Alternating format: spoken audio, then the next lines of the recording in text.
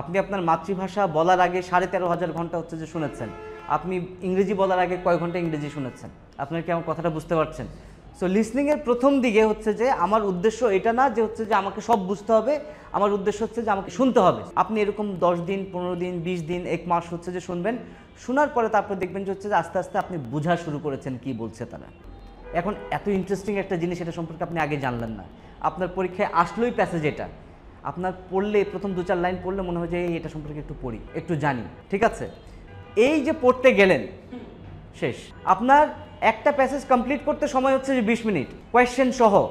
এখন আপনি ইংরেজি পরীক্ষা দিতে এসেছেন, দিতে এসে যেখানে প্রশ্নে লেখা আছে রাইট অ্যাটলিস্ট 150 ওয়ার্ডস, সেখানে যখন আপনি এটা দেখেও হচ্ছে যে সামহাও আপনার 149টা হয়ে গেছে, তখন আমি ধরেই নিব যে আপনার মধ্যে ইংরেজির এতটুকু বেসিক নেই যে আপনি একটা প্রশ্ন বুঝতে পারেন। সো আইএলস নিয়ে যদি একটুখানি হচ্ছে যে বলি, আইএলস আপনারা জানেন তো যে হচ্ছে যে কয়টা পার্ট আইএলস পরীক্ষার? 4টা পার্ট। শুরু হয় লিসনিং দিয়ে, তারপরে রিডিং, তারপরে রাইটিং, তারপরে হচ্ছে যে স্পিকিং। লিসনিংয়ের ক্ষেত্রে যেটা হয় যে 30 মিনিটের একটা অডিও প্লে করে, যে অডিওটা হচ্ছে যে কখনোই কোনো অবস্থায় আর রিপ্লে হয় না, ওয়ান টাইম শর্ট, ঠিক আছে? ওখানে ফিল ইন দ্য ব্ল্যাঙ্কস থাকে, এমসিকিউ থাকে, তারপরে হচ্ছে যে সামারি থাকে, বিভিন্ন ধরনের হচ্ছে যে প্রশ্ন থাকে। আপনাকে ওই অডিওগুলো শুনতে শুনতে হচ্ছে যে ওটার সলিউশনগুলো হচ্ছে যে করতে হবে। সর্বোচ্চ আপনি পরীক্ষা শেষে যদি হচ্ছে পেপার বেস পরীক্ষা দেন আপনি, তখন হচ্ছে যে পরীক্ষা শেষে আপনাকে হচ্ছে যে আনসারগুলো ট্রান্সফার করার, মানে অডিওটা শেষ হওয়ার পরে আনসার ট্রান্সফার করার জন্য হচ্ছে যে আপনার হাতে 10 মিনিট সময় থাকবে। এখন এই লিসনিংটা হচ্ছে যে ধাপ করে আপনি যদি আইএলসে এসেই হচ্ছে লিসনিং ইমপ্রুভ করার চেষ্টা করেন, সেটা হচ্ছে যে হবে না, রাইট? এটার জন্য হচ্ছে যে আপনাকে একটু শ্রম দিতে হবে, সেটা এখন থেকে। কীরকম? আসা যাওয়ার সময়, রাস্তায়, পথে, যখন হচ্ছে যে আপনার কোনো কাজ নেই, ওই সময়টাই হচ্ছে যে আপনি যেটা করবেন, আপনি কানে হেডফোন লাগিয়ে হচ্ছে যে কিছু না কিছু একটা শুনবেন ইংরেজিতে, ঠিক আছে? এই শোনাটা হচ্ছে যে শুরুর দিকে আপনি কিছু বুঝবেন না, ইটস ওকে।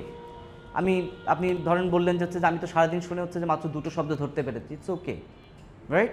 আমরা জানি যে হচ্ছে যে কোনো ভাষা শেখার মূল মন্ত্র হচ্ছে যে আগে হচ্ছে যে লিসনিং।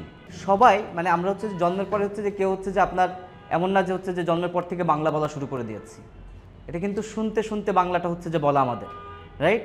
অন অ্যান অ্যাভারেজ বলা হয় যে প্রায় 13,500 ঘন্টা একটা বাচ্চা হচ্ছে যে শোনার পরে তারপরে প্রথম শব্দ চয়ন করে, প্রথম শব্দটা হচ্ছে যে বলে। এখন আপনি হচ্ছে যে আফসোস করছেন 2 দিন লিসনিং করে যে হচ্ছে যে আমার তো লিসনিং হচ্ছে না, আমি তো কিছু বুঝতে পারছি না, কিন্তু সেখানে প্রশ্ন থাকে যে হচ্ছে যে আপনি কয় ঘন্টা শুনেছেন? আপনি আপনার মাতৃভাষা বলার আগে 13,500 ঘন্টা হচ্ছে যে শুনেছেন, আপনি ইংরেজি বলার আগে কয় ঘন্টা ইংরেজি শুনেছেন? আপনার কি আমার কথাটা বুঝতে পারছেন? সো লিসনিংয়ের প্রথম দিকে হচ্ছে যে আমার উদ্দেশ্য এটা না যে হচ্ছে যে আমাকে সব বুঝতে হবে, আমার উদ্দেশ্য হচ্ছে যে আমাকে শুনতে হবে। আপনি এরকম 10 দিন, 15 দিন, 20 দিন, 1 মাস হচ্ছে যে শুনবেন, শোনার পরে তারপর দেখবেন যে হচ্ছে যে আস্তে আস্তে আপনি বোঝা শুরু করেছেন কি বলছে তারা। যেই মুহূর্তে হচ্ছে যে আপনি বোঝা শুরু করছেন, তখন থেকে কিন্তু আপনি একটা দুটো করে হচ্ছে শব্দ তোলা শুরু করবেন, কপি করবেন। কি কপি করবেন? যে তারা শব্দটাকে কিভাবে বলছে, এটার উচ্চারণটা কীরকম। একটা ছোট এক্সাম্পল যদি দেই, একটা শব্দর সাথে হচ্ছে যে আমি একটু আগে বলেছিলাম আইএলসে কয়টা মডিউল, MODULE, যেটার হচ্ছে যে আমরা সচরাচর উচ্চারণ করি হচ্ছে যে মডিউল। এখন কোনো ইংরেজ তো আপনার সামনে এসে হচ্ছে যে মডিউল বলবে না, কারণ শব্দটার উচ্চারণ মডিউল না, ঠিক আছে? কখনো ওটার উচ্চারণ মডিউল ছিলও না। আমরা বাংলা ভাষাভাষীর মানুষ যারা, তারা হচ্ছে যে এটাকে মডিউল বলি। এখন আপনার লিসনিং পরীক্ষা চলছে, এখন সেখানে আনসারটা হচ্ছে যে আপনার অডিওতে বলছে যে মডিউল। মডিউল আবার কী জিনিস? শব্দটার সাথে আপনি পরিচিত, এটার বানানো আপনি জানেন, কিন্তু আপনি এই শব্দ আগে শুনেননি। এই জন্য হচ্ছে যে এখন আপনি কি করলেন, আপনি হচ্ছে যে এই মডিউল এটা কী শব্দ এটা আমি জানি না, এটা বানানো যায় না। সর্বোচ্চ গেলে আপনি যেটা করতে পারেন সেটা MOJULE দিয়ে দিতে পারেন, যেটার ইংরেজিতে কোনো অর্থই নেই, এই শব্দই নেই ইংরেজিতে, ঠিক আছে? অর্থাৎ কী হলো, এই যে লিসনিং ছাড়া কী হলো, আমার হচ্ছে যে আমার জানা জিনিস হচ্ছে যে ভুল হয়ে গেল। এই জন্য লিসনিংটা ইমপ্রুভ করাটা দ্যাট ইম্পর্ট্যান্ট, ঠিক আছে? আপনার যখন লিসনিং ইমপ্রুভ হয়, আপনার আস্তে আস্তে স্পিকিং ইমপ্রুভ হয়, এবং রাইটিং সব কিছু হচ্ছে যে এটার সাথে হচ্ছে যে রিলেটেড। তারপরে যাই হচ্ছে যে আপনাদের রিডিংয়ে যেটা হয় সেটা হচ্ছে যে এখানে 3টা লং প্যাসেজ থাকে। লং প্যাসেজ মনে আছে? হচ্ছে এসএসসি ইন্টারমিডিয়েটে হচ্ছে যে আমরা ওই যে কম্প্রিহেনশন করেছি, ওই যে একটা বড় হচ্ছে যে একটা এসের মতো দেওয়া থাকে কয়েক প্যারাগ্রাফের, সেটাকে কেন্দ্র করে কিছু প্রশ্ন থাকে, ওই ক্যাটাগরিরই, বাট জিনিসটা এত সহজ না। এখানে মোটামুটি আপনার এক একটা হচ্ছে যে প্যাসেজ 2 পৃষ্ঠার মতো হয়ে যায়, এবং সেটা কেন্দ্রিক হচ্ছে যে প্রশ্ন থাকে। সেটা ফন্ট সাইজ ধরেন 10, ওইখানে মেজারমেন্ট 10/11 ম্যাক্সিমাম, ওরকম 2টো পৃষ্ঠা। এখন স্বাভাবিকভাবে আপনি হচ্ছে যে ওটা পড়তে যাবেন, ওটা কখনোই পড়া যাবে না। তার মানে কি হচ্ছে, আমি পরীক্ষা দিব কিভাবে? আমি আগে প্রশ্ন পড়ব, আমি প্রশ্ন পড়ে আমার প্রশ্ন হচ্ছে যে আমি কি চাচ্ছি, আমার আনসার কি, সেই অনুযায়ী আমি কিওয়ার্ড খুঁজব। ঠিক আছে, ধরেন হচ্ছে যে প্রশ্ন হচ্ছে যে আপনার মাইক্রোসফট নিয়ে একটা প্রশ্ন আসলো, তাহলে আমি হচ্ছে যে আগে স্ক্যান করব যে হচ্ছে যে আমার প্যাসেজে মাইক্রোসফট নিয়ে কোথাও কোন জায়গায় হচ্ছে। ঠিক আছে, আমি মাইক্রোসফট শব্দটা হচ্ছে যে খুঁজবো আগে কোথায় আছে। হ্যাঁ, আমি মাইক্রোসফট শব্দটা যখন পেয়েছি তখন হচ্ছে যে ওই প্যারাগ্রাফটা হচ্ছে যে পড়বো যে এইখানে কোথায় আনসার আছে, এবার খুঁজে বের করি। ঠিক আছে, টপিকগুলো ইউজুয়ালি এত বেশি ইন্টারেস্টিং হয়, মানে যেই জিনিস সম্পর্কে আপনি আগে কখনো জানতেন না, এমন একটা টপিক হচ্ছে যে আপনার প্রশ্নে আসবে, মানে পরীক্ষায় আসবে, যে হচ্ছে আপনার অনুযায়ী এটা সম্পর্কে তো আমি জানতাম না, এটা একটু পড়ি। পিঁপড়া তো চিনি না, পিঁপড়াদেরকে নিয়ে একটা হচ্ছে যে আপনার রচনা আসলো। ঠিক আছে, সেখানে হচ্ছে যে বলা হলো যে হচ্ছে যে পিঁপড়ারা হচ্ছে যে একে অপরকে ফলো করে, হচ্ছে যে ফেরামন নামে একটা স্মেল হচ্ছে যে তারা ছাড়ে। এখন আপনি জানলেন না যে ফেরামন জিনিসটা কি, আপনার কাছে এতদিন মনে হয়েছে পিঁপড়া যেদিকে মন চায় ওদিকে যায়, অথবা কেমনে যেন তারা হচ্ছে একে অপরকে খুঁজে বের করে। এই কেমনেটা কি? এই কেমনেটা হচ্ছে ফেরামন, যে স্মেলটা আমরা পাই না। ঠিক আছে, ওই স্মেলটা হচ্ছে তারা স্প্রেড করে বাতাসে, এবং যেটার কারণেই হচ্ছে যে ট্রেল থাকে, একজন আরেকজনকে খুঁজে বের করে। ঠিক আছে, অথবা হচ্ছে যে মৌমাছি নিয়ে কথা বললো, আমরা কি জানি যে মৌমাছির চাকের মধ্যে একটা হচ্ছে যে রানী থাকে। ঠিক আছে, সেই রানী যদি হচ্ছে যে সে যদি অসুস্থ হয়, বাকিটা হচ্ছে ব্যস্ত হয়ে পড়ে তাকে হচ্ছে যে সুস্থ করার জন্য। আচ্ছা, শুধু এটা না, মৌমাছির ইয়ের মধ্যে যখন হচ্ছে যে মেয়ে মৌমাছি জন্ম নেয়, তখন সোলজার মৌমাছিরা হচ্ছে যে মেয়েগুলোকে হচ্ছে লুকিয়ে রাখে, কারণ রানী তাকে দেখলে মেরে ফেলবে, কারণ সে চায় না এখানে আরেকটা রানী দাঁড়াক। সোলজাররা আরেকটা রানী দাঁড় করানোর উদ্দেশ্যে তাকে লুকায় না, এই উদ্দেশ্যে যদি এই রানী মারা যায় কখনো, তখন যেন ইনস্ট্যান্ট আরেকটা রানী দাঁড় করানো যায়। এখন এত ইন্টারেস্টিং একটা জিনিস, এটা সম্পর্কে আপনি আগে জানলেন না, আপনার পরীক্ষায় আসলোই প্যাসেজ এটা, আপনার পড়লে প্রথম 2-4 লাইন পড়লে মনে হয় যে এটা সম্পর্কে একটু পড়ি, একটু জানি। ঠিক আছে, সো এরকম অনেক মানে ইন্টারেস্টিং টপিক নিয়ে হচ্ছে যে প্যাসেজগুলো হচ্ছে যে হয়, যেটা একটুখানি হচ্ছে যে পড়লে আপনার মনে হয় যে এটা একটু পুরোটা পড়ি। এই যে পড়তে গেলেন শেষ, আপনার একটা প্যাসেজ কমপ্লিট করতে সময় হচ্ছে যে 20 মিনিট, কোয়েশ্চেন সহ 20 মিনিট তারা স্ট্যান্ডার্ড টাইম বলে, বাট আমরা বলি যে হচ্ছে যে 15 মিনিট, কারণ আমার তো ওই যে বললাম রিভিশন দিতে হবে, আমাকে রিভিশন ছাড়া হচ্ছে যে আমি কোনো কিছু করতে পারবো না, রিস্ক থেকে যায় আমার। সো এই যে আপনি প্যাসেজ পড়তে গিয়ে হচ্ছে 10 মিনিট 15 মিনিট নষ্ট করে ফেললেন, বাকি হচ্ছে সলভ করবেন কখন? এই কি আর সম্ভব? আর হচ্ছে যে আপনি সলিউশন খুঁজে পেলেন না, আপনার টাইম শেষ। রাইট, লিসনিংয়ের ক্ষেত্রে হচ্ছে যে বললো যে হচ্ছে যে আমরা হচ্ছে যে নদীর পাড়ে ঘুরতে গিয়েছিলাম, আপনার হঠাৎ মনে পড়লো আপনি যে হচ্ছে যে নদীর পাড়ে ঘুরতে গিয়েছিলেন সেই দিনের কথা, অথবা হচ্ছে যে আপনার গ্রামের পাশ দিয়ে যাওয়া হচ্ছে নদীটার কথা আপনার মনে পড়ে গেল। এই যে 2 সেকেন্ডের জন্য হচ্ছে যে আপনার মন অন্যদিকে চলে গেল, একটু অন্যমনস্ক হয়ে গেলেন, আপনি আর অডিও খুঁজে পাবেন না। তার প্রমাণ কি? আপনি একটুখানি যদি এখন অন্য বিষয় নিয়ে চিন্তা করেন, তারপর হুট করে যদি হচ্ছে যে ধরেন আপনি 2 সেকেন্ডের জন্য আমার কথা ধরে কোনো একটার সাথে হচ্ছে আপনি রিলেশন ক্রিয়েট করলেন, আপনি ব্যাক করে আসলে হচ্ছে যে আপনি আর বলতে পারবেন না যে আমি কোথায় আছি। রাইট, এখন সেখানে হচ্ছে যে অডিও আর স্ক্রিপ্ট দুইটা 2 রকম। অডিওতে বলছে একরকম, স্ক্রিপ্টেও সেম জিনিসে লেখা, কিন্তু সিনোনিম আকারে। এখন সিনোনিম কি? সমর্থক শব্দ। এখন অডিওতে বললে একটা শব্দ, আর হচ্ছে যে আপনার স্ক্রিপ্টে লেখা হচ্ছে আরেকটা শব্দ, অর্থ কিন্তু একই, কিন্তু সিনোনিম ব্যবহার করা হয়েছে। এখন তো আপনি আর তালগোল মিলাতে পারবেন না। সো এইখানে হচ্ছে যে জিনিসটা আমাদের খুব বেশি প্রয়োজন, সেটা হচ্ছে attention. You have to be extremely attentive. আপনি একটুখানি অন্যমনস্ক হন, আপনার সব কিছু হচ্ছে ছুটে যাবে। রাইটিংটা যেটা হয়, রাইটিংটা হচ্ছে যে 2টা পার্ট থাকে, একটা রাইটিং টাস্ক 1 আর একটা হচ্ছে যে writing task 2। Right, writing task 1-এ আপনাকে হচ্ছে যে কোনো একটা গ্রাফ দেওয়া থাকবে, কোনো একটা ম্যাপ দেওয়া থাকবে, কোনো একটা চার্ট দেওয়া থাকবে, এবং সেটাকে হচ্ছে যে আপনাকে এক্সপ্লেইন করতে হবে, যেমনটা আপনি দেখতে পাচ্ছেন ওইভাবে হচ্ছে যে আপনাকে এক্সপ্লেইন করতে হবে উইদিন 20 মিনিটস, এবং আপনাকে হচ্ছে ন্যূনতম 150 শব্দ হচ্ছে ওইখানে লিখতে হবে। রাইট, রাইটিং টাস্ক 2 যেটা এসে রাইটিংয়ের মতো। ওকে, অনেকটা কীরকম যে হচ্ছে যে আপনাকে কারেন্ট যে কোনো একটা বিষয় নিয়ে একটা টপিক দিল, ওই টপিক নিয়ে আপনাকে হচ্ছে যে ন্যূনতম হচ্ছে যে 250 ওয়ার্ড লিখতে হবে, সর্বোচ্চ হচ্ছে যে আপনার টাইম হচ্ছে যে 40 মিনিট।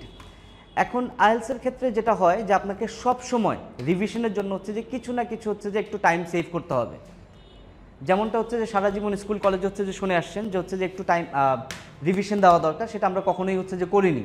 বাট আইএলটিএসের ক্ষেত্রে এটা প্রযোজন, আপনাকে রিভিশন দিতেই হবে।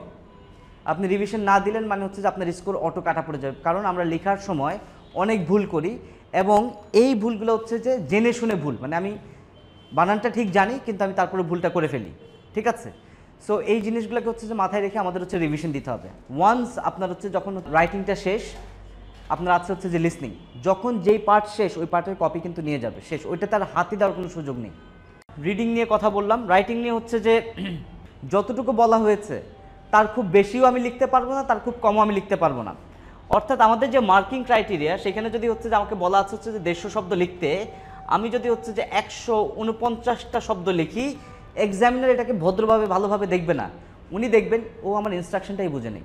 আমরা ইউজুয়ালি কি করি, আপনাদের সাথে হচ্ছে যে স্কুল কলেজ ইউনিভার্সিটিতে কি হচ্ছে, ছাড় দিয়ে দিচ্ছি, কিন্তু এখানে হচ্ছে যে ধরে একেবারে গোড়ায়। কোনটা গোড়ায়? যে হচ্ছে ও তো আমার প্রশ্নই বুঝে নেই। প্রশ্ন যদি বুঝতো তাহলে হচ্ছে যে কেন 150 শব্দ লিখলো না। এখন আপনি ইংরেজি পরীক্ষা দিতে এসেছেন, দিতে এসে যেখানে প্রশ্নে লেখা আছে রাইট অ্যাটলিস্ট 150 ওয়ার্ডস, সেখানে যখন আপনি এটা দেখেও হচ্ছে যে সামহাও আপনার 149টা হয়ে গেছে, তখন আমি ধরেই নিব যে আপনার মধ্যে ইংরেজির এতটুকু বেসিক নেই যে আপনি একটা প্রশ্ন বুঝতে পারেন।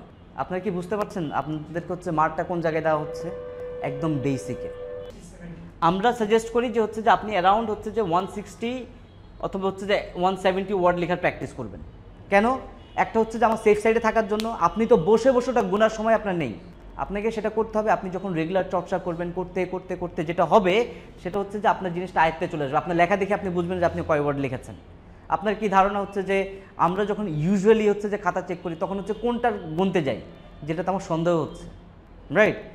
দেন ফর এক্সাম্পল মি, অথবা হচ্ছে যে ব্রিটিশ কাউন্সিল যখন হচ্ছে একজন হচ্ছে যে এক্সামিনার হায়ার করে, তার ন্যূনতম এক্সপিরিয়েন্স হতে হয় 15 বছরের টিচিং এক্সপিরিয়েন্স, তারপরে সে খাতা দেখার সুযোগ পায় ব্রিটিশ কাউন্সিলে। এখন আপনি চিন্তা করেন, যেই লোক হচ্ছে যে 15 বছর পড়াচ্ছে, তার কি হচ্ছে যে নাম্বার গুনার প্রয়োজন আছে? সে তো খাতার দিকে তাকালেই বুঝে যাচ্ছে যে কী হচ্ছে। এই যে আমাদের হচ্ছে যে ব্যাংকার সাহেব আছেন এখানে, যখন গরমিল এত হিসাব করতে হয়, যখন সন্দেহ হয় হিসাবটা তখন হয়, ঠিক আছে? অ্যাসেট কতটুকু, লায়াবিলিটি কতটুকু, এগুলো হচ্ছে যে হিসাব তখন হচ্ছে যে আসে যখন হচ্ছে যে একটা সংখ্যা দেখে হচ্ছে যে খটকা লেগে যায়। কারণ আমরা হচ্ছে যে এটা করতে করতে অভ্যস্ত হয়ে গেছি, এখন এটা দেখলে হচ্ছে যে চোখে বাজে কোনটা ঠিক কোনটা বেঠিক। যখনই হচ্ছে যে আমার সন্দেহটা জাগছে, তখনই কিন্তু হচ্ছে যে আমার ইনভেস্টিগেশন শুরু হচ্ছে। সো আপনি 160-170টা শব্দ হচ্ছে যে লেখার চেষ্টা করবেন, তাতে করে যেটা হবে সেটা হচ্ছে যে আপনার সামহাও কম বেশি হলেও খুব বেশি কম বেশি হবে না, মানে 150 নিচে আর যাবে না। আর 160-170 উপরে লেখার মতো সময় আমাকে দেওয়া হয়নি। আপনি বেশি লিখলে এটা হচ্ছে আপনার মানে এসসি ইন্টারমিডিয়েট না যে পৃষ্ঠাগুণে নাম্বার দিব, কিন্তু এখানে রচনা, এখানে কোনো লেখা আছে যে আপনার পৃষ্ঠাগুণে নাম্বার দেওয়া হবে না। এক্স্যাক্ট কন্টেন্ট কি, কতটুকু আছে সেটা। এবং শুধুমাত্র তাই না, আপনি এক কথা বারবার হচ্ছে যে ঘ্যানর করবেন, সেটাও হচ্ছে যে জায়গা পাবে না। যা বলেছেন একবারই ডান, ঠিক আছে? একই কথা ঘুরিয়ে ফিরিয়ে বিভিন্নভাবে আপনি বলছেন, তার জন্য আপনাকে নাম্বার বেশি দিব, অথবা তার জন্য হচ্ছে যে আপনার ওয়ার্ড বেশি কাউন্ট করবো, বিষয়টা এরকমও না। আচ্ছা, আবার হচ্ছে যে বাংলা স্টাইল সেন্টেন্স স্ট্রাকচার, প্রত্যেকটা ভাষার একটা ধরন আছে, রাইট? আই ইট রাইস, আর বাংলায় বলি হচ্ছে আমি ভাত খাই। এখন ইংরেজিতে কি যদি ট্রান্সলেট করতে যায় আই রাইস ইট, তাহলে তো এটা গ্রামাটিক্যালি ইনকারেক্ট হয়ে গেল। এটাই হচ্ছে যে আপনার বাংলা স্টাইল সেন্টেন্স স্ট্রাকচার। আপনি বাংলার পরীক্ষা দিচ্ছেন না, ইংরেজির পরীক্ষা দিচ্ছেন, প্রত্যেকটা ভাষার নিজস্ব একটা স্ট্রাকচার আছে, সেটা শুনতে শুনতে পড়তে পড়তে হচ্ছে যে আপনাদের আয়ত্তে আসবে। আপনারা হয়তো এই মুহূর্তে হচ্ছে যে ভাবছেন যে হচ্ছে যে ব্যাকরণের কী হবে, গ্রামারের কী হবে। দেখেন, গ্রামার নিয়ে আপনারা মোটামুটি জীবনের অনেকগুলো বছর পার করেছেন, মোটামুটি ঘাটলে দেখা যাবে আপনাদের কাছে ব্যাকরণের বই আমার কাছ থেকে বেশি আছে, রাইট? কিন্তু তাতে লাভটা কী হচ্ছে? ব্যাকরণ হচ্ছে যে আপনি যে বাংলা বলছেন, বাংলা ব্যাকরণ আপনি কতটুকু পারেন? বাংলা যে আছে যে আপনি এরকম ফ্লুয়েন্টলি বলছেন, স্বরবর্ণ ব্যঞ্জনবর্ণ সব কয়টা বলতে পারেন? কয়জন আছেন বলতে পারেন? এই হাতে কোনো 2-1 জন ছাড়া হচ্ছে যে পাওয়া যাবে না, সম্ভব না, ঠিক আছে? কেন? কারণ এটার আর প্রয়োজন পড়ছে না। তার মানে কি আপনি বাংলায় ভুল বলছেন? বাংলা বাক্য গঠনে আপনার ভুল হচ্ছে না, আপনি ভাষাটা শিখেছেন শুনে শুনে, চর্চায়। তো চর্চায় যে ভাষা হচ্ছে যে শেখা হয়, সেটা ভুলা এত সহজ না। আর যে ভাষা আপনি মুখস্থ করবেন, সেটা যতদিন হচ্ছে যে আপনি মুখস্থের মধ্যে আছেন ততদিন থাকবে, ওটা ছেড়ে দিবেন, ওটাও আপনাকে ছেড়ে দিবে, রাইট? নেক্সট হচ্ছে উইক ভোকাবুলারি অ্যান্ড রিপিটেশন। একটু আগে আমি রিপিটেশন নিয়ে কথা বলেছি, ভোকাবুলারি, উইক ভোকাবুলারি নিয়ে বলি। যেমন ফর এক্সাম্পল, আমি ক্ষুধার্ত, আর আমার যখন অনেক বেশি ক্ষুধা লাগলো তখন আমি কি বলবো? আমি খুব ক্ষুধার্ত। ইন ইংলিশ আমরা এটাকে কি বলি? আই এম হাংরি, আর একটা হচ্ছে আই অ্যাম ভেরি হাংরি। এখন এই যে ভেরি শব্দটা, আপনি যেই মাত্র হচ্ছে যে আপনার লেখায় ভেরি শব্দটা হচ্ছে ব্যবহার করছেন, সেই মাত্র আপনি পড়ে যাচ্ছেন the category of average students, right? কারণ ভেরি হাংরির জন্য ইংরেজিতে একটা শব্দ আছে, শব্দটা হচ্ছে স্টার্ভিং। আরেকটা শব্দ আছে, নাম হচ্ছে যে ফ্যামিশড।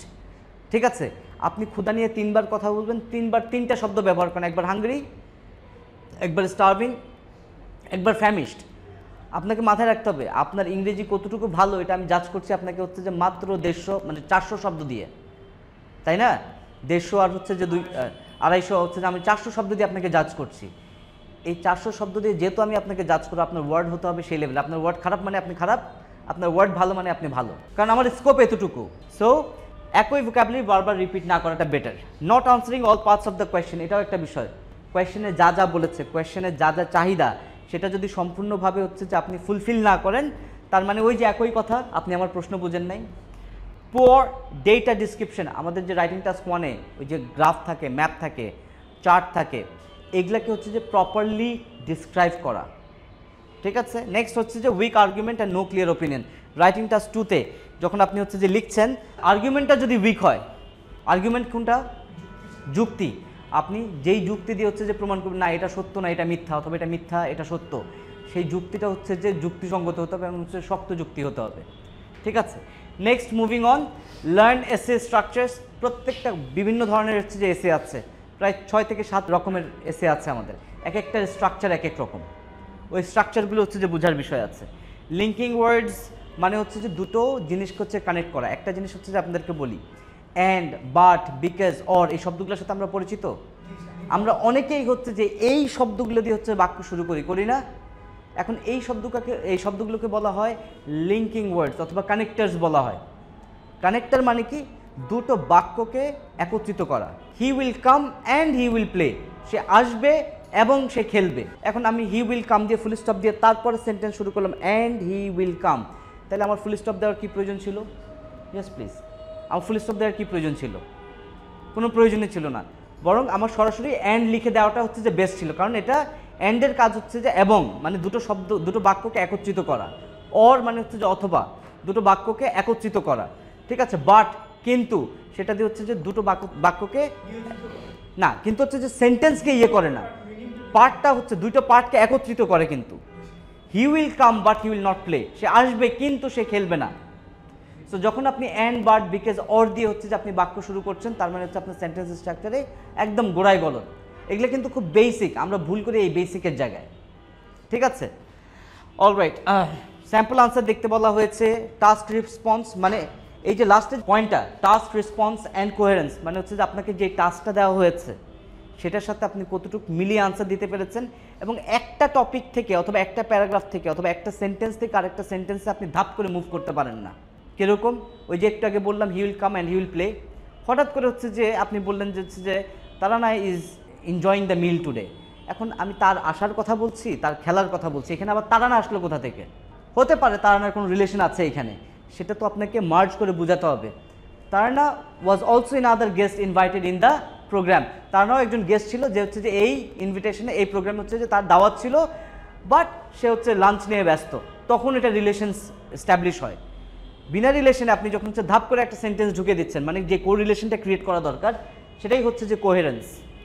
আপনার একটার সাথে আরেকটা সামঞ্জস্যতা থাকতে হবে। আপনাদের এই সম্পর্কে এতক্ষণ পর্যন্ত যা বললাম সেটা নিয়ে হচ্ছে যে কোনো কনফিউশন আছে, কোনো কোয়েশ্চেন, কোনো কোয়েরি? হ্যাঁ বলেন।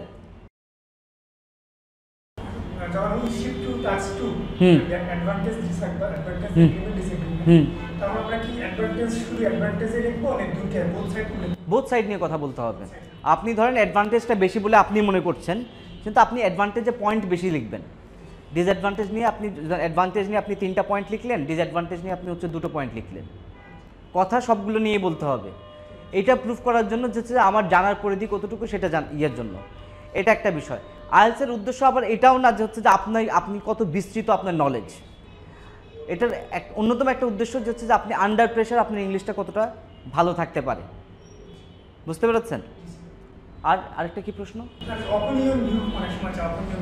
হ্যাঁ, ওপিনিয়ন ভিউর ক্ষেত্রে হচ্ছে যে আপনার ওইটা শুধুমাত্র ওপিনিয়ন ভিউ থাকে না, ওটার সাথে আরও পার্ট থাকে, যখন আপনার ওপিনিয়ন চাইবে তখন হচ্ছে আপনার মতামতগুলো হচ্ছে যে আপনি দিবেন এবং পাশাপাশি ওটার সাথে হচ্ছে যে আপনি যুক্তি খণ্ডন করবেন, রিলেভেন্ট এক্সাম্পল অবশ্যই দিবেন, ঠিক আছে? এক্সাম্পল দিতেই হবে। এখন এক্সাম্পল নট নেসেসারি যেটা হচ্ছে যে সত্য হতেই হবে, কিন্তু it has to sound real. আপনি আমার কথা বুঝতে পারছেন? ইউনিভার্সাল ট্রুথে আপনি হাত দিতে পারবেন না। বাংলাদেশ স্বাধীনতা অর্জন করেছে কোন সালে? 71। এটা ইউনিভার্সাল ট্রুথ না? এটা ইউনিভার্সাল ট্রুথ। এই জায়গায় যদি হচ্ছে যে আপনি এটাকে 75 বানিয়ে দেন তাহলে হচ্ছে যে ঝামেলা আছে, বিকজ এটা হচ্ছে ইউনিভার্সাল ট্রুথ। কিন্তু আপনি আপনার ধরেন হচ্ছে যে আপনার টপিক হলো হচ্ছে যে ডেঙ্গি কি? ডেঙ্গু। এটার উচ্চারণ হচ্ছে যে ডেঙ্গি, আমরা বলি ডেঙ্গু, বাট এটার উচ্চারণ ইংরেজি উচ্চারণ হচ্ছে যে ডেঙ্গি। এখন আপনার টপিক হচ্ছে যে এই যে ডেঙ্গি মসকিউটোজ নিয়ে হচ্ছে যে টপিক। এখন আপনি হচ্ছে যে ডেঙ্গুতে হচ্ছে যে ঢাকায় প্রতি বছর কতগুলো মানুষ মারা যায় সেটা নিয়ে হচ্ছে যে আপনার একটা হচ্ছে যে এক্সাম্পল দিতে হবে, রাইট? এখন আপনি বললেন যে in a research done by ICDDRB. ICDDRB কি? এটা একটা সংস্থা, রাইট? রিসার্চ বেস সংস্থা, ট্রিটমেন্টের নিয়েও কাজ করে এবং হচ্ছে যে এই যে চিকিৎসা বিজ্ঞান নিয়ে হচ্ছে যে তারা গবেষণা কেন্দ্রিক কাজও করে, রাইট? অর্থাৎ আপনাকে জানতে হবে যে এই প্রতিষ্ঠানে এই কাজ করে। In a research done by ICDDRB in the year 2015, it has been seen that out of every 100 people, 2 people dies out of dengue every year in Dhaka. প্রতি 100 জনে 2 জন হচ্ছে যে প্রত্যেক বছর ঢাকায় মারা যায়। এটা সত্য না, এটা মিথ্যা তথ্য দিচ্ছি আমি। কিন্তু আপনি রেফারেন্স কিভাবে টানছেন? আমি এটা যদি আমি বুঝতেও পারি যে আপনার তথ্য ঠিক কি ঠিক না, অথবা এটা আমি কখনো ঘাটতেও যাব না, আপনার বাক্য ঠিক আছে, রাইট? আপনি রেফারেন্স ঠিক মতো টানতে পারছেন? হ্যাঁ হ্যাঁ, ওটা আমার ওটা নিয়ে হেডেকই নেই। আই ডোন্ট কেয়ার আপনার হচ্ছে ইনফরমেশন সত্য কিনা, আপনি বাক্যে জিনিসটা কতটা হচ্ছে যে বিশ্বাসযোগ্য করে তুলেছেন সেটাই আমার কাছে মুখ্য। কথা বুঝতে পেরেছেন? আমি এটা নিয়ে কখনো ঘাটতেই যাব না, ইভেন আমি যদি জানিও তারপরে এটা নিয়ে হচ্ছে যে এইখানে হচ্ছে মার্কিং করতে যাব না। কিন্তু আপনি যখন ইউনিভার্সাল ট্রুথে হাত দিবেন তখন ঝামেলা হবে, বুঝতে পেরেছেন আপনারা? কিন্তু ওই যে এক্সাম্পল আপনাকে হচ্ছে সোর্সটা প্রপারলি দিতে হবে, কথা বুঝতে পেরেছেন? এখন হচ্ছে যে আপনি যদি বলেন যে হচ্ছে যে একই গবেষণা হচ্ছে স্বরাষ্ট্র মন্ত্রণালয় করেছে, স্বরাষ্ট্র মন্ত্রণালয়ের কাজ তো হচ্ছে যে এটা নিয়ে গবেষণা করা না। স্বরাষ্ট্র মন্ত্রণালয়ের কাজ কি এটা যে হচ্ছে যে ডেঙ্গুতে কয়জন মারা গেছে এটা নিয়ে গবেষণা করা? এটা স্বাস্থ্য মন্ত্রণালয়ের কাজ, এক্স্যাক্টলি। তো আপনি যখন রেফারেন্স দিবেন তখন যেন প্রপার রেফারেন্সটা হয়, আপনাকে অন্তত এই নলেজটুকু থাকতে হবে। এখন স্পিকিংয়ে আমাদের স্টুডেন্টরা হচ্ছে যে সবচেয়ে বেশি সমস্যা ফেস করে, কেন? কারণ এখানে হচ্ছে যে ইংরেজিতে কথা বলতে হয়, রাইট? একদম ফেস টু ফেস ইংরেজিতে কথা বলতে হয়। অ্যারাউন্ড 14-15 মিনিটের মতো হচ্ছে যে আপনার সামনে হচ্ছে যে এক্সামিনার থাকবেন এবং উনি সম্পূর্ণভাবেই হচ্ছে যে ইংরেজিতে কথা বলবেন, বাংলার কোনো হচ্ছে যে জায়গায় হচ্ছে যে ওখানটাই নেই, ঠিক আছে? স্পিকিং 3টা পার্টে বিভক্ত, রাইট? 3টা পার্টে বিভক্ত। অন অ্যান অ্যাভারেজ 11 থেকে 14 মিনিটের হচ্ছে একটা স্পিকিং টেস্ট হয়, ঠিক আছে? প্রথম পার্টে যেটা হয় এটা হচ্ছে ইন্ট্রোডাক্টরি পার্ট, যেখানে হচ্ছে যে আপনার নাম কি, কোথা থেকে এসেছেন, আপনার কি পছন্দ কি অপছন্দ, কেন এটা অপছন্দ অথবা কেন এটা পছন্দ। সো আপনাকে যেটা প্রথমে হচ্ছে যে একটুখানি এই টাইপের প্রশ্ন করবে, এটা হচ্ছে যে ইন্ট্রোডাক্টরি পার্ট। তারপরে আসে হচ্ছে যে কিউ কার্ড, যেটা হচ্ছে স্টুডেন্টরা সবচেয়ে বেশি প্রবলেম ফেস করে। কিউ কার্ডে আপনাকে একটা টপিক দেওয়া হবে এবং ওই টপিকের কিছু ফলো আপ প্রশ্ন থাকে, মানে ফলো আপ কোয়েশ্চেন থাকে। আপনাকে 1 মিনিট সময় দেওয়া হবে। 1 মিনিট মানে হচ্ছে যে একদম 1 মিনিট, কাটায় 1 মিনিট। মানে আমরা হচ্ছে যে যেমন হচ্ছে যে বাংলাদেশে যেটা হয়, এই সময় শেষ, সবাই লেখা বন্ধ করো, তারপর হচ্ছে 2-3 মিনিট স্টুডেন্টরা লেখে। এইখানে আমরা যখন বলবো যে সময় শেষ, তার মানে সময় শেষ, আপনি কলম ছেড়ে দিবেন। আপনি কলম ছাড়বেন না, হয়তো আপনার সাথে আমি তর্কে যাব না, আপনার খাতাটা নিয়ে আমি এখানে একটা কমেন্ট লিখে দিব। আপনি যত ভালো পরীক্ষায় দেন না কেন আপনি 5-এর বেশি পাবেন না, অথবা আপনার রেজাল্ট উইথ হেল্প করে দিব, আপনার রেজাল্ট আর পাবলিশই হবে না।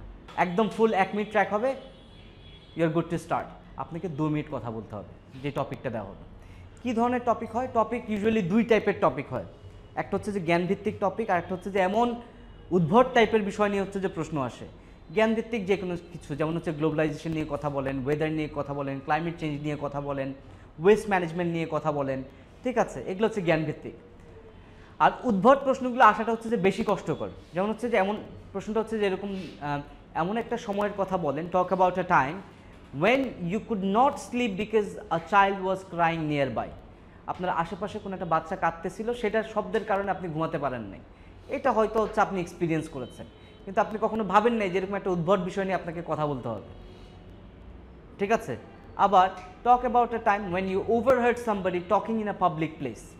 মানে আপনি রাস্তা দিয়ে হাঁটছিলেন অথবা বাসে কোথাও হচ্ছে যে একজন লোক ফোনে কথা বলছিল, তার কথাগুলো আপনি শুনেছেন, সেটা নিয়ে একটু 2 মিনিট কথা বলেন। এখন এই জিনিসগুলো কিন্তু আমরা কম বেশি এক্সপিরিয়েন্স করেছি, কিন্তু আমি কখনো ভাবিনি যেটা নিয়ে হচ্ছে যে আমাকে এরকম একটা পরীক্ষা দিতে হবে। এইটা বেশি চ্যালেঞ্জিং কেন জানেন?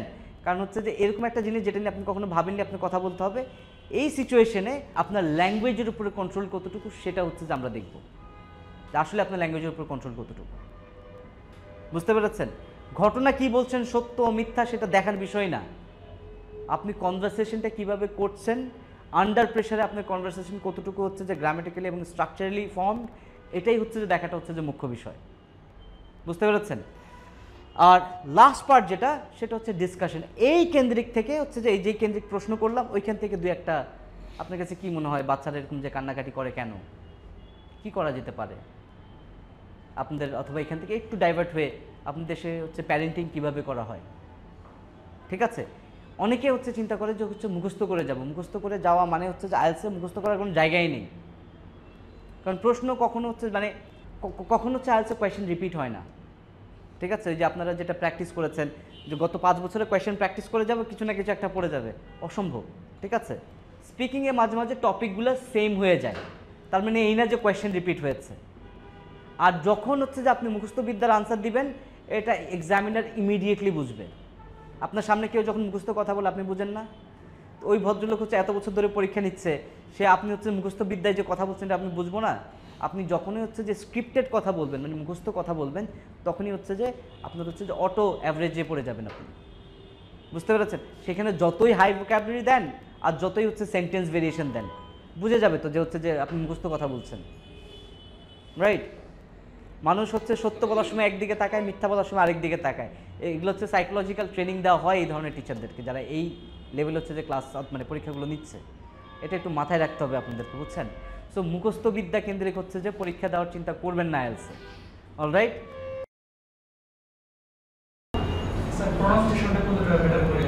আচ্ছা, গুড কোয়েশ্চেন। শুনেন, প্রোনাউন্সিয়েশন ম্যাটার করে, অ্যাকসেন্ট ম্যাটার করে না। ডিফারেন্সটা বলি আপনাকে। এটা কি? এটা হচ্ছে ওয়াটার। রাইট? ওয়াটার হচ্ছে যে কারেক্ট প্রোনাউন্সিয়েশন।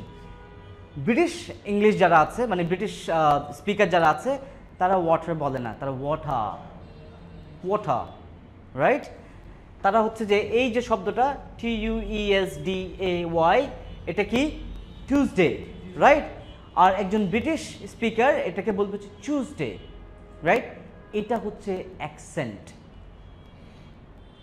উচ্চারণটা কি? টিউসডে। এটা হচ্ছে প্রোনাউন্সিয়েশন। আপনার অ্যাকসেন্টের কোনো প্রয়োজন কোথাও নেই, পড়বেও না। M I clear? অ্যাকসেন্টের সাথে আইএলটিএসের কোনো সম্পর্ক নেই। আপনি বাঙালিরা যেভাবে বলছে সেখানে যদি আপনার উচ্চারণ ঠিক থাকে শব্দের, ভেরি ফাইন, আপনার এটা নিয়ে হচ্ছে যে আপনার নাম্বারে কোনো হাতই পড়বে না। ঠিক আছে? সো অ্যাকসেন্টের পিছনে ভুলেও দৌড়াতে যাবেন না। কেন ভুলে দৌড়াতে যাবেন না? ব্রিটিশ অ্যাকসেন্ট আছে, আমেরিকান অ্যাকসেন্ট আছে, অজি অ্যাকসেন্ট আছে। অজি অ্যাকসেন্ট কোনটা? অস্ট্রেলিয়ান। রাইট? তারপর হচ্ছে যে ক্যানাডিয়ান অ্যাকসেন্ট আছে, স্কটিশ অ্যাকসেন্ট আছে, আইরিশ অ্যাকসেন্ট আছে।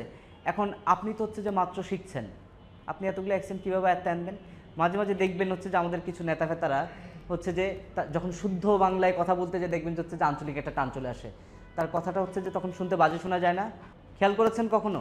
তো আপনি যখন হচ্ছে যে এরকম এখন অ্যাকসেন্টের পিছনে দৌড়াবেন, আপনি একটা শব্দ হচ্ছে যে আমেরিকান অ্যাকসেন্টে বলবেন, একটা শব্দ হচ্ছে যে ব্রিটিশ অ্যাকসেন্টে বলবেন, একটা শব্দ অজি অ্যাকসেন্টে বলবেন, মানে আপনার জিনিসটা শুনতেই পুরোপুরি হচ্ছে জগা খিচুড়ি, কিন্তু এটা আপনি বুঝবেন না। একটা ইংরেজ যখন হচ্ছে শুনবে তখন বুঝবে যেটা হচ্ছে যে পুরো জগা খিচুড়ি হয়ে গেছে। ঠিক আছে? সো আপনার সাথে অ্যাকসেন্টের কোনো সম্পর্ক নাই, রাখারও প্রয়োজন নেই, প্রোনাউন্সিয়েশনের পিছনে দৌড়াবেন। ঠিক আছে? ওকে, এটা কিভাবে আয়ত্তে আনবেন সেটা হচ্ছে যে যখন মুভি দেখছেন, সিরিজ দেখছেন, অথবা হচ্ছে যে কোনো একটা নিউজ দেখছেন, এটা শব্দ শুনলেন, সাথে সাথে শব্দটাকে মিরর করেন, মানে হচ্ছে রিপিট করেন।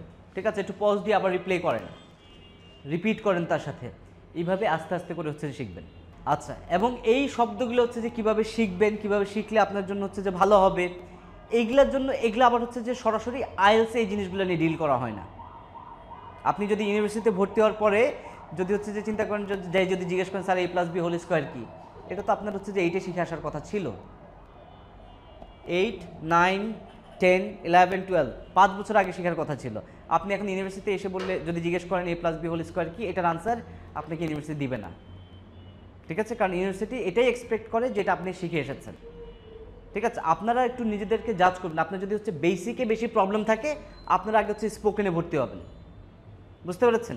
স্পোকেনটা একেবারে বেসিক থেকে হাত দেওয়া হয়, গ্রামারটা একেবারে বেসিক থেকে হাত দেওয়া হয়। যদি আপনার মনে হয় যে না আমি হচ্ছে সরাসরি আইএলটিএস করতে পারবো না, ঠিক আছে, কারণ আইএলটিএসের এখন এক্সাম ফি হচ্ছে 30,000 টাকা, 30,000 টাকা। এক্সাম খারাপ হওয়া মানে আবার 30,000 টাকা ইনভেস্ট করা। সুতরাং আপনাকে বেসিক থেকে শুরু করাটা বেটার না? আমাদের বেসিক চার্জ কত আমি বলতে পারছি না, যেটাই হোক সেটা 30,000 টাকা তো না। আপনার বেসিকটা স্ট্রং হয়ে গেলে আইএলটিএস হচ্ছে যে আপনার এত ঝামেলাটা হবে না। কথা বুঝতে পেরেছেন? তো বেসিক জিনিসগুলো হচ্ছে যে আমরা আবার স্পোকেনে হচ্ছে যে একদম ইন ডিটেলস হচ্ছে যে দেখি। আচ্ছা, স্পিকিংয়ের ক্ষেত্রে ফ্লুয়েন্সিটা হচ্ছে যে ইম্পর্টেন্ট, অ্যাকসেন্টটা হচ্ছে যে আমাদের ইম্পর্টেন্ট না। রাইটিং হচ্ছে যে স্ট্রাকচার অ্যান্ড ভোকাবুলারি ম্যাটার করে। আপনার রাইটিং স্ট্রাকচারটা কি? কারণ সেন্টেন্সের তো হচ্ছে যে অনেকগুলো স্ট্রাকচার আছে, আপনি কত ভ্যারিয়েশন আনতে পারছেন আপনার লেখায়, রাইট? তারপর হচ্ছে রিডিংয়ের মধ্যে কি? স্কিমিং, স্ক্যানিং, মানে কি যে হচ্ছে যে ওই যে খোঁজা, ডিরেক্ট ওই শব্দে চলে যাওয়া, ঠিক আছে, স্ক্যান করে ওই শব্দটাকে বের করা। আর হচ্ছে যে কনসিস্টেন্স প্র্যাকটিস। ও, আইএলটিএসের মধ্যে হচ্ছে যে সবচেয়ে বেশি দরকার যেটা, সেটা হচ্ছে যে পেশেন্স। পেশেন্স মানে বুঝেন কি বলেন তো? কোন লেভেলে ধৈর্য? হাই, কত হাই বলি। আপনারা যখন হচ্ছে যে প্রথম লিসনিং শুরু করবেন, প্রথমবার যখন হচ্ছে লিসনিং আনসারগুলো লিখবেন, দেখবেন যে 40টার মধ্যে আপনার হচ্ছে 5টা হয়েছে, এবং পরবর্তীতে হচ্ছে যে 4-5 দিন প্র্যাকটিস করবেন, 5টা 6টার বেশি আর হচ্ছে না। 15 দিন পরে হঠাৎ করে দেখলেন যে 10টা করে হয়ে যাচ্ছে, রাইট? এই 10টার মধ্যে আবার 10-15 দিন আটকে আছেন। এখন ওই পর্যন্ত ধৈর্য ধরে রাখা, মানে এটা আমি আপনাকে গ্যারান্টি দিতে পারি, আপনি যদি প্র্যাকটিসে লেগে থাকেন আপনার এটার স্কোর আসবেই। ঠিক আছে, যদি আপনি রেগুলার প্র্যাকটিস করেন, স্কোর আপনার হচ্ছে যে আসবে, আসতে বাধ্য। আপনি যদি প্র্যাকটিস ছেড়ে দেন তাহলে হচ্ছে যে হবে না। কথা বুঝতে পেরেছেন? বিকাশটা হচ্ছে যে আপনাকে বলি কেন হচ্ছে যে আপনি হাল ছাড়বেন না। চাইনিজ হচ্ছে যে একটা বাস আছে যেটা হচ্ছে যে আপনার বীজ থেকে চারা আসতে 15 বছর 20 বছর সময় লাগে, জানেন এটা? শুধু চারা, বীজ থেকে চারা মানে কি প্রথম দুটো পাতা, ওটা আসতে 15-20 বছর সময় লাগে। কিন্তু একবার যখন চারাটা চলে আসে, ঠিক আছে, কারণ আপনি যদি বিরক্ত হয়ে যান যে হচ্ছে যে এই এতদিন হয়ে গেল এখানে হচ্ছে চারা আসছে না, এই জায়গায় হচ্ছে যে আমি অন্য কিছু রোপণ করে দিই, অথবা ওই বীজটা তুলে ফেলে দিলাম। বীজের ভিতরে যে প্রক্রিয়াটা চলছে এটা তো আপনি দেখতে পাচ্ছেন না। আপনি পড়ছেন ডেলি, আপনার কতটুকু আপনার ব্যাক অফ দ্য হেড, আপনার কগনিটিভ মেমোরি, আপনার সাবকনশিয়াস ব্রেন কতটুকু প্রিপেয়ার হচ্ছে এটা কিন্তু আপনি এখন জানেন না। আপনি শুধু আউটকাম পাচ্ছেন না, ওর কিন্তু ভিতরে প্রিপারেশন চলছে। ওয়ান্স যখন হচ্ছে যে ওই চারাটা হচ্ছে যে বেরিয়ে আসে, প্রতিদিন হচ্ছে যে 1 ফিট 2 ফিট 3 ফিট পর্যন্ত লম্বা হয়। দিনে 1 ফিট বা 2 ফিট একটা গাছ বড় হওয়া মানে কি বিশাল কিছু। কিন্তু সে আগে কিন্তু 15 বছর কোনো শব্দই করেনি, চুপ করেছিল। এই 15 বছরের পরিশ্রম হচ্ছে যে হুট করে হচ্ছে যে সাকসেসটা দিয়েছে, এটা অন্য কিছু আর দিতে পারে না। আপনাকে লেগে থাকতে হবে, বিকজ আপনি জানেন না আপনার ভিতরে হচ্ছে যে প্রস্তুতি কতটুকু হয়েছে, কতটুকু আপনার ব্রেইন ক্যাপচার করেছে। কারণ সে যখন সব কিছু একসাথে মিলবে তখন সে হচ্ছে যে আউটকাম দিবে। সব কিছু একসাথে না মিললে তো হচ্ছে যে আউটকাম আসবে না, রাইট? সো এটা হচ্ছে যে একটু মাথায় রাখবেন। এই পেশেন্সের হচ্ছে যে কোনো অল্টারনেটিভ নেই।